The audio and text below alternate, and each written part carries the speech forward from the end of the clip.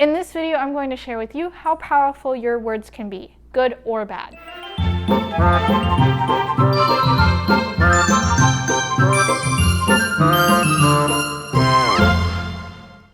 Hey sitters, welcome back to another video. It's Lydia, thanks for joining me. I want you to think back to a situation where you had to request something or ask them something, like for example, to put their shoes on and they didn't want to do it. And you saw that tantrum coming, you saw the fit coming. Now I want you to think back and remember how you asked the question or request. Most of us, without realizing it, request or question them in a negative way. One thing I want you guys to understand is that you can't make a kid do anything. But the way you use your tone, your words, your voice, that can persuade them to do something you want them to do. For example, Timmy wants to go outside. And your response is, no, Timmy, you can't go outside because you didn't pick up the toys like I asked. This throws Timmy through a loop. He starts a tantrum, he's crying, and that's because all Timmy heard was no. He didn't hear anything beyond that. Now, if you phrase it like this, Timmy, we can go outside, that's fine, but I need you to pick up your toys first. Timmy then hears that he is allowed to go outside, but he has to do something before he goes outside. This usually gets him to pick up his stuff, and you guys avoid the tantrum altogether. Let's talk about another example.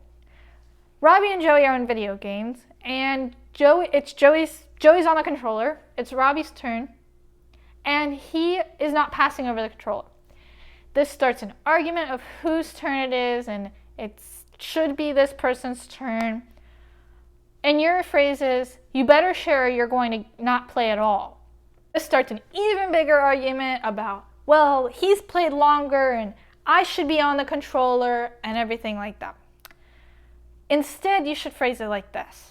I'm going to set a timer so we know whose turn it is and when it's time to switch.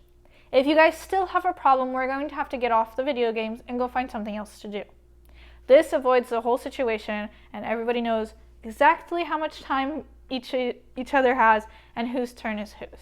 There are negative phrases you want to try and stay away from, like don't, stop, you can't do that, no.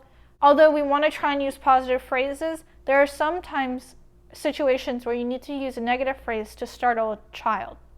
For example, if I have one of my younger kids going up and touching the stove, I yell no as loud and as firm as I can to make that child freeze. Then I can go in, get them out of the dangerous situation, and positively talk to them about why we don't touch a stove and how dangerous it can be. These are just some examples on how effective your voice, your words, and your tone can be. As babysitters, we're not there long enough to use tactics that mom and dad may be implementing, such as behavioral charts. But with our tone, our words, and our voice, we can persuade the kids to do what we want in the time that we're there. If you guys have any comments or questions, please leave them down in the comment section below. If you know any other babysitters that could benefit from this information, please share it with them. Thanks for watching, and I'll see you in the next video.